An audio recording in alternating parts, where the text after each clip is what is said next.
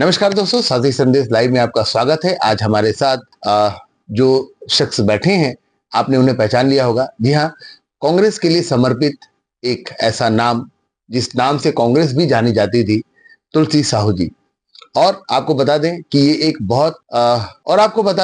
ये एक कर्मठ कार्यकर्ता के साथ में बहुत अच्छी अधिवक्ता भी हैं। क्या ऐसा हुआ कि इन्हें कांग्रेस छोड़ करके भारतीय जनता पार्टी में आना पड़ा और आज भारतीय जनता पार्टी में प्रदेश मंत्री के पद पर आसीन है?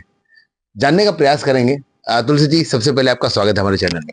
धन्यवाद। और आप सबको बहुत नमस्कार, साथी संदेश के सभी साथियों को, क्योंकि बहुत अच्छा आपका दैनिक समाचार लगातार चल रहा है, इसके लिए आप सब बधाई के पात्र हैं और सभी का स्वागत है। सभी को नमस्कार। तुलसी जी, सबसे पहले ये जानना चाहेंगे कि एक लंबा समय आपने कांग्रेस को सपोर्ट किया, कांग्रेस के लिए काम किया। मैं ये बोलूंगा कि कांग्रेस में आपने जिया। सबसे पहले आप ये बताइए, जब तक आप कांग्रेस में थी कैसा था सफर? देखिए, आप सबसे पहले तो मैं एक बात कहना चाहूंगी, आप जहां कहीं भी हो वहां आपकी ईमानदारी, कर्मठता और सोच तीनों का समावेश बहुत अच्छा होना चाहिए, तब आप वहां पर सक्सेस होंगे। और जहां तक आपने कहा कि काफी अच्छा समय रहा, बिल्कुल अच्छा रहा। काफी समय संगठन में, देखिए इस संगठन एक ऐसा जगह है जो एक परिवार की तरह होता है। चाहे वहां साथी जो रहे वो भी एक पारिवारिक तौर पे रहा, परिवार की तरह आज भी, क्योंकि काफी लंबा अरसा होने के बाद आदमी राजनीति से हटके परिवार का हिस्सा बन जाता है। तो ये एक जो आप कह रहे हैं वो तो सत्य है, रहा वैसा भी। लेकिन समय के साथ कुछ परिवर्तन, कुछ बदलाव, ऐसे कोई वाकया आता है जहां पर व्यक्ति को अपनी सोच को थोड़ी सी बदलने की आवश्यकता पड़ती है। चाहे आप उसे कहना चाहिए कि सोच के करे या मजबूरी कहे या समय का तकाजा कहे। जिस तरह से आज देश एक परिवर्तन की दौर पे गुजर रहा है, आपने देखा है कि देश में अभी आपने थोड़े दिन पहले आपने देखा पहलगाम वाली घटना के बाद, जिस तरह से उसके पहले आपने पुलवामा, आज लोग सनातन की ओर, हिंदुत्व की ओर जो चल रहे हैं, वो भी एक बहुत बड़ा हिस्सा है, बहुत बड़ा कारण है कि लोग वहां से छोड़ के भारतीय जनता पार्टी में, जिस तरह की दोनों का थोड़ी सी सोच का कहना चाहिए कि संवाद का अंतर होता है कहीं ना कहीं, और वो संवाद के अंतर में कहीं थोड़ा सा फर्क आता है, तो व्यक्ति एक बार उस संवाद के साथ जाना भी चाहता है, चाहे ना चाहे या चाहे। लेकिन परिस्थितियां जब थोड़ी बहुत बदलती है, देश के फिजा बदलता है, तो देश के साथ भी हमारा एक धर्म और कर्तव्य जो रहता है, उसके साथ भी हमें समझौता के साथ करना पड़ता है। तो ये कहीं ना कहीं थोड़ा सा ये भी मैटर था वहाँ। और कुछ आपने देखा है, क्योंकि आप लोग काफी लंबे समय से मुझे जानते हो, पहचानते हो, लगातार जिस तरह से वहां पर चल रहा था मामला, वहां पर कार्यकर्ता नहीं चल रहा था। कोई भी संगठन आप देखिए बिना कार्यकर्ता का नहीं चलेगा, चाहे किसी भी पार्टी की बात कर लें या हम कहीं की भी बात करें। लेकिन आप कार्यकर्ताओं को दबाने का काम करेंगे, जिस कार्यकर्ता के बदौलत, यदि देखिए किसी को पार्टी छोड़ना होता तो 15 साल उसकी सरकार नहीं थी, भारतीय जनता पार्टी की सरकार थी, तब लोग छोड़ के चले जाते। लेकिन आज एक बाढ़ सी चली आई कि कांग्रेस लोग ने छोड़ना चालू कर दिया। 5 साल के इस सरकार में ऐसा क्या हुआ कार्यकर्ताओं के साथ? प्रश्न है। देखिए, ये न 5 साल 15 साल सरकार नहीं थी तो खुशी खुशी कांग्रेस के कार्यकर्ता गली मोहल्ले, रोड में, चौराहे पर धरना दे के उन्होंने मेहनत किया पार्टी को जी जान लगा के। छोटे छोटे कार्यकर्ता ने अपने घर से 2-2 रुपया भी लगाया होगा। जो 100 रुपया रोजी कमाने वाले हमारे साथी थे कार्यकर्ता, उसने इतना संघर्ष किया कि 5 साल में बहुत अच्छी सरकार बना के दी, जिसकी आपने देखा 15 और बहुत बड़ी बात होती है। उसके बाद 1-2 साल के बाद ऐसा क्या हुआ जो कार्यकर्ता पूरे निराश हो गए? ये सबसे बड़ा प्रश्न जो है कांग्रेस के कार्यकर्ताओं के लिए प्रश्न है। नेताओं ने ऐसा क्या किया कार्यकर्ताओं के साथ? और ऊपर में सुनवाई नहीं है। ये भी बड़ी एक बात है कि चलो लोकल कार्यकर्ताओं के साथ मान लो नेताओं का कुछ उतार चढ़ाव है, तो आपको ऊपर बात सुना जाए, कोई भी मैटर पे, तो वैसा कोई नेता लीडरशिप नहीं है जो आपकी बात को सुने। तो आखिर कार्यकर्ता करेगा क्या, बताइए? ये प्रश्न, बड़ी प्रश्न वहां पर थी। दीदी बता रही हैं कि कांग्रेस पार्टी में कार्यकर्ताओं का सम्मान नहीं हो रहा है, नहीं होता है, और यदि कार्यकर्ता जाते हैं कुछ बात कहने के लिए तो वैसा नेतृत्व भी कांग्रेस में एक बहुत बड़ी कमी है कि वैसा नेतृत्व भी नहीं है जो अपने कार्यकर्ताओं को समझा सके या उनके लिए आगे आकर लड़ सके। तुलसी जी, ऐसी कौन सी बात थी, जैसा हम जानते हैं कि आप कांग्रेस के प्रति इतना समर्पित थी कि हर एक शख्स ये कहता था कि तुलसी साहू जी कांग्रेस नहीं छोड़ सकती। वो क्या पल था, क्या वाकया था, कौन सी ऐसी बात ने आपके दिल में घर किया कि आपने कांग्रेस छोड़कर बीजेपी का दामन थामा? देखिए, जो बात मैंने अभी अभी कही कि क्या आपके प्रश्न में ही प्रश्न छुपा है कि कार्यकर्ता क्यों छोड़ना चाहा, क्या ऐसा कार्यकर्ताओं के साथ हुआ। तो कार्यकर्ताओं को दरकिनार करके ऐसे चंद एक मुट्ठी भर लोग पूरे भ्रष्टाचार में चले गए। क्या हो रहा किसी को नहीं पता। कार्यकर्ता गए, कार्यकर्ता खड़ा है, नया आया कोई, सरकार को इन्होंने व्यापार बना दिया, सबसे बड़ी चीज। और कार्यकर्ताओं का सम्मान तो छोड़ दीजिए, हाय हेलो बोलने की भी फुर्सत किसी को नहीं थी। कोई भी काम, आप ये बोलिए सरकार बनी है, हम सब आप साथ हैं, तो कहीं ना कहीं सबके लोग रहते हैं। कार्यकर्ता जाता है कि हमारी फैमिली में ये मुसीबत आन पड़ी है, इसमें थोड़ी सी मदद आपकी चाहिए, और वो मदद करना हमारे नेताओं का धर्म होना चाहिए, कर्तव्य होना चाहिए, क्योंकि उस कार्यकर्ता की बदौलत आज सरकार बनी है। लेकिन क्या हुआ उसमें, कार्यकर्ता पेपर दे दिया। कभी कभी तो ऐसा होता, कार्यकर्ता पेपर दे रहा, कैसे आए हो, थोड़ा सा अब टोन जो है, अरे ये कहाँ का फालतू का काम, मतलब थोड़ा सा रहता है इस टाइप का। कई कार्यकर्ता जाते हैं, शिकायतें इस टाइप की जरूर आती रही। लेकिन क्या होता है, हम कार्यकर्ता का काम होना नहीं होना, किसी भी कार्यकर्ता का, वो जरूरी नहीं, लेकिन हम कार्यकर्ता का सम्मान, उसके जो बात करने का तरीका है वो बहुत व्यवहारिक होना चाहिए। कार्यकर्ता केवल सम्मान और व्यवहार मांगता है, कुछ नहीं मांगता। और यदि हम उसमें भी कमी करें तो शायद कार्यकर्ता कहीं ना कहीं टूटेगा। ये तो सवाल ही नहीं उठता कि नहीं टूटेगा। तुलसी साहू जी का साफ कहना है कि कोई राजा अगर राजा बनता है तो उस प्रजा की वजह से बनता है जो प्रजा उसे अपना राजा मानती है।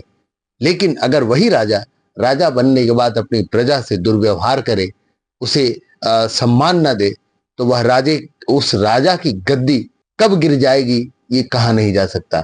संघ के लोगों ने आपसे संपर्क किया था, संघ के लोगों ने कुछ आपको ऐसी बातें कही, तब आप भाजपा की ओर अग्रसर हुए। मैं वो जानना चाहूंगा वो क्या थे शब्द। नहीं, देखिए, भारतीय जनता पार्टी के कार्यकर्ता, चाहे संघ के हो चाहे कार्यकर्ता हो, सारे लोग ऐसे, बहुत सारे लोग हैं जिनको हम लोग आम जीवन में बैठना उठना तो हर किसी के साथ, क्योंकि व्यवहारिक है ना। ये तो एक आप छोटा सा भिलाई शहर है, बहुत बड़ा तो है नहीं, और घनी आबादी का आपका वैशाली नगर विधानसभा है, घनी आबादी क्षेत्र है, एक दूसरे को सभी जानते हैं और सभी के व्यवहार से एक दूसरे से लोग परिचित हैं।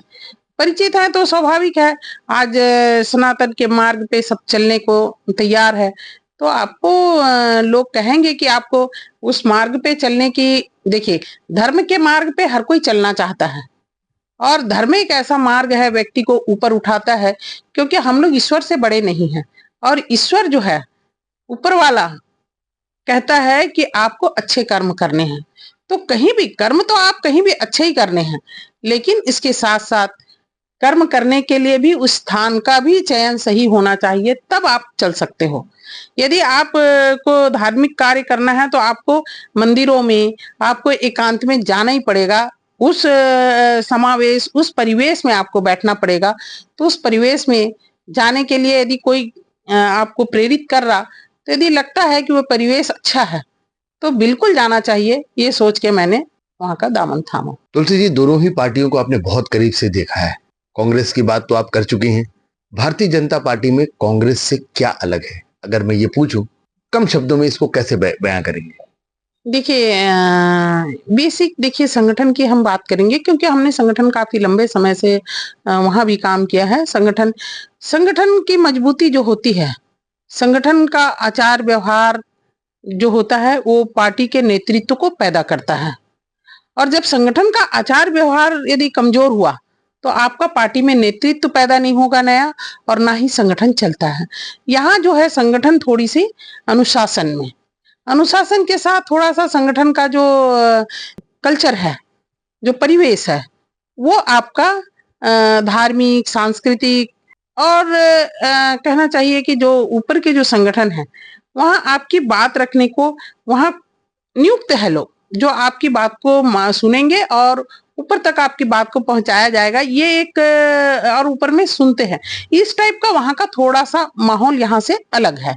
लेकिन संगठन देखिए, संगठन तो अपने अपने संगठन का काम करने का तरीका हर जगह अलग होता है। यहाँ के संगठन और वहां के संगठन में बेसिक कुछ अंतर रहते हैं, लेकिन संगठन तो अपने आप में एक परिपूर्ण होता है हर जगह।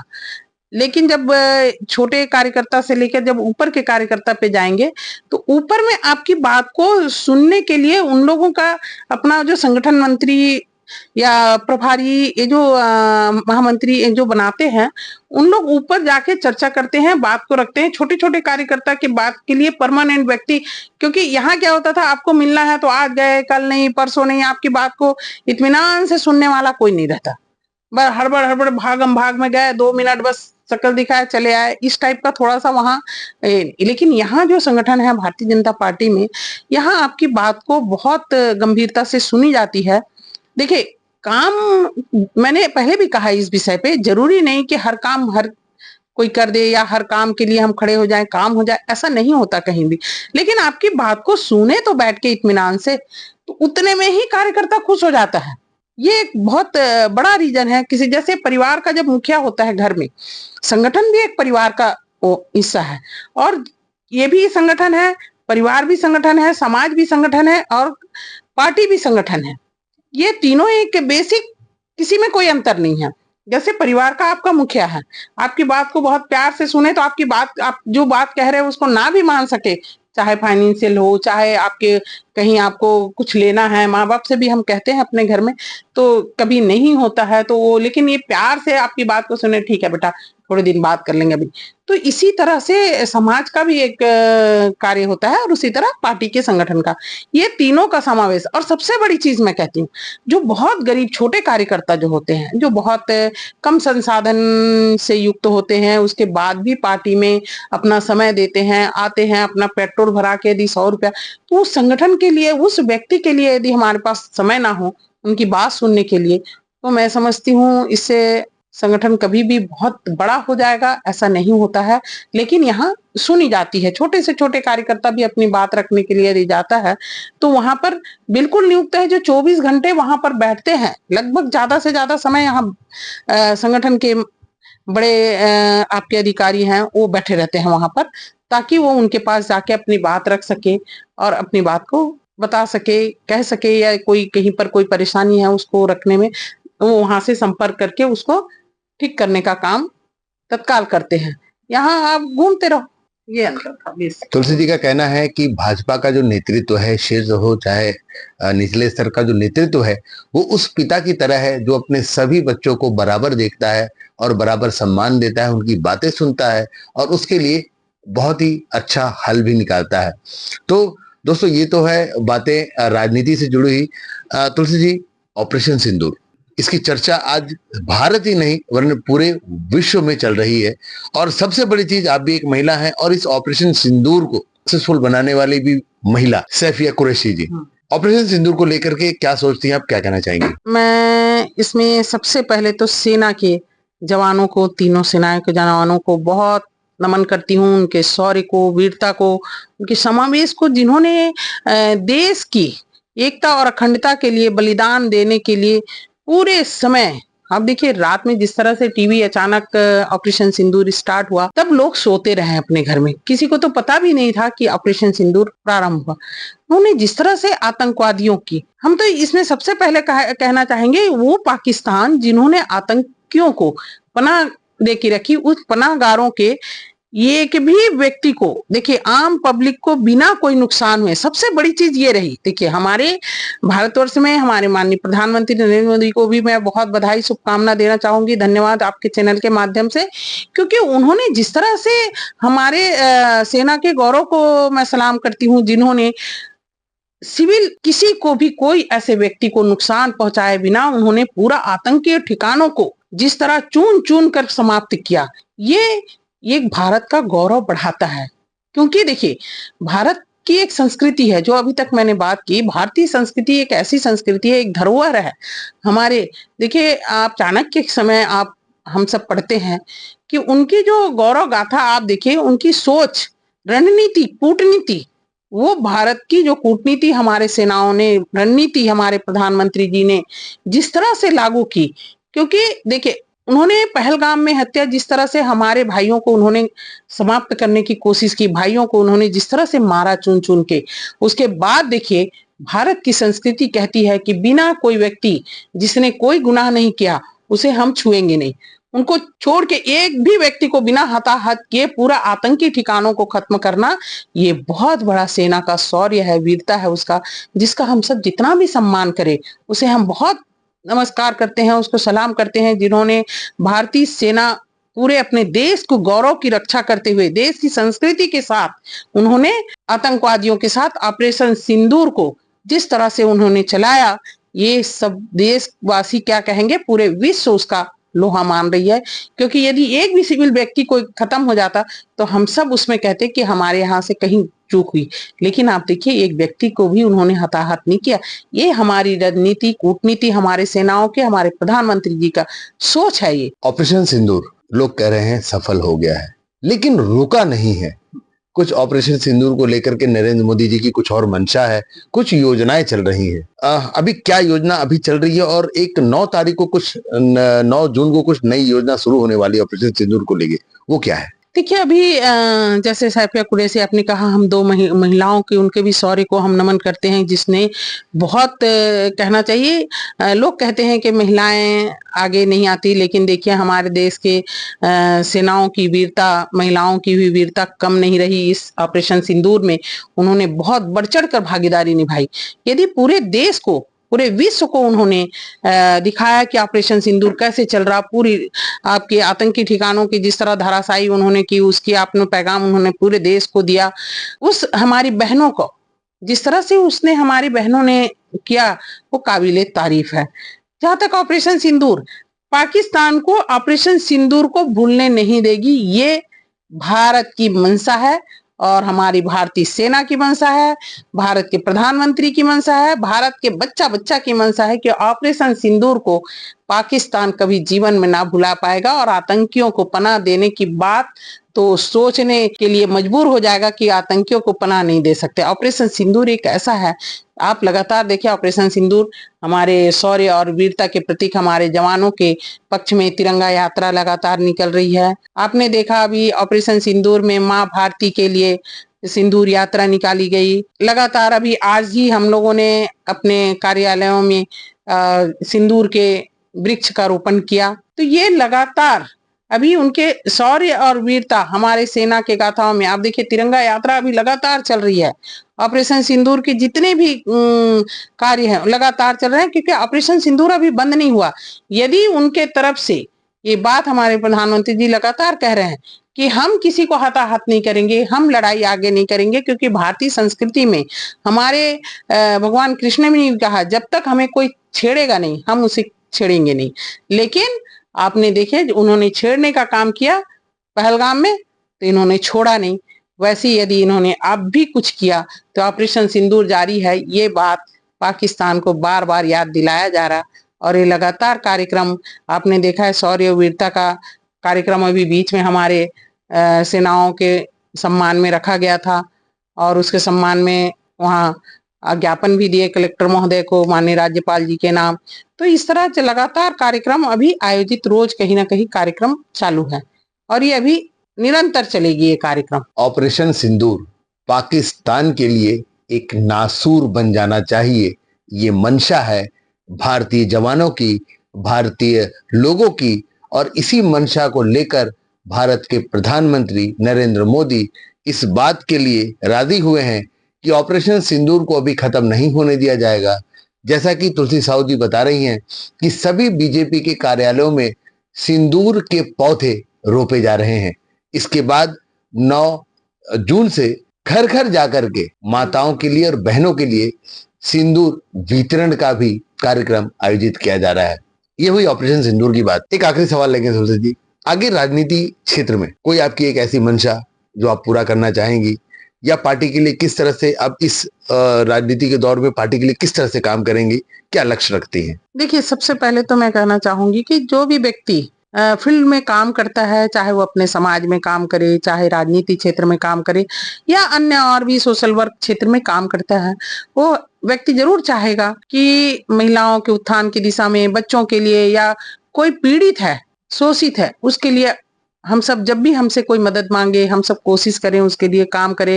रास्ते में चल रहे हैं, कोई एक्सीडेंट होके गिरा तो लोग छोड़ के चले जाते हैं, तो उस समय में हम सब की प्राथमिकता बनती है, जो हम सोशल में यदि काम कर रहे तो हमें डरना नहीं है, हम सबको उसको उठा के हॉस्पिटल पहुंचाना है। इस तरह से जो छोटी छोटी जिम्मेदारियां शहर में आपको करनी है या गांव में आपको करना है, कहीं भी क्षेत्र में काम करने हैं अपने सामाजिक परिवर्तन की दिशा में, बिना समाज के परिवर्तन के आप बहुत सारा, जैसा नशा मुक्ति के क्षेत्र में काम करते हैं, वो भी एक बड़ा सामाजिक परिवर्तन है। आज देखिए युवाओं में बहुत नशा की लत, या बच्चों में थोड़ी सी, हम कहते हैं ना कि सनातन की ओर जा रहे हैं, तो थोड़ा बच्चों को धार्मिक, थोड़ा सा शैक्षणिक, अर्थव्यवस्था के क्षेत्र में बच्चों को कम से कम में अच्छा काम करे, ये जो एक सोशल है उसको आगे बढ़ाने की दिशा में हम सबको काम करना चाहिए। हम सब चाहते हैं कि हम उस दिशा में काम करें, और जो पार्टी जिम्मेदारी देगी, चाहे वो संगठन में जिम्मेदारी दे या किसी भी क्षेत्र में जिम्मेदारी देती है, उसके माध्यम से हम लोग कर तो रहे काम, सोशल काम तो बिल्कुल रोज के हिस्से में है वो जिम्मेदारी में, लेकिन उसके साथ यदि बड़ा काम करना है तो आपको कहीं ना कहीं बड़ी एक जिम्मेदारी की भी जरूरत होती है, और वो जिम्मेदारी जहां भी दे तो हम सब काम जरूर करेंगे, कर रहे हैं, करते रहेंगे और आगे भी करेंगे।